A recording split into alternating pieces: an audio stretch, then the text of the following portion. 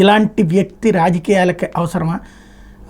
Coffer dam copper డ్యాములు పూర్తయిన తర్వాతన మధ్యలో రాక్ఫిల్ డ్యామ్ పెట్టాలా?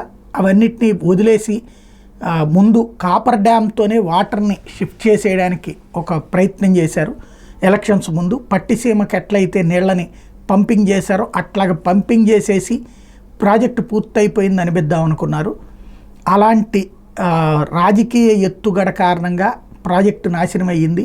అధికారులు చెప్పిన మాట వినకుండా ఇట్లా చేశారు అంటూ చివరికి అసెంబ్లీలో కూడా మీటింగ్ పెట్టి మరి పవర్ పాయింట్ ప్రజెంటేషన్ చేసి వీడియోలతో సహా నాడు జగన్మోహన్ రెడ్డి చూపిస్తే 2019లో అవి కొట్టుకుపోయినాయి.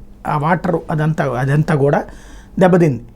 ఆ నాటి అంశాన్ని బేస్ చేసుకుని నాడు జగన్మోహన్ రెడ్డి విమర్శిస్తే ఇప్పుడు సేమ్ రిపీట్ అనమాట. జగన్మోహన్ రెడ్డి వల్లనే ఈ ప్రాజెక్ట్ అంతా నాశనమైంది. ఓవరాల్గా ఇప్పుడు దీన్ని బట్టి అర్థమవుతున్నది ఏంటంటే పోలవరం ఇప్పట్లో పూర్తి కాదు. 4 ఏళ్లలో కూడా ఒక వెర్షన్ వరకే పూర్తి అయ్యడం, టోటల్గా పూర్తి అవడానికి ఎన్నేళ్ళు పడుతుందో తెలియదు అన్నది ఇప్పుడు దీని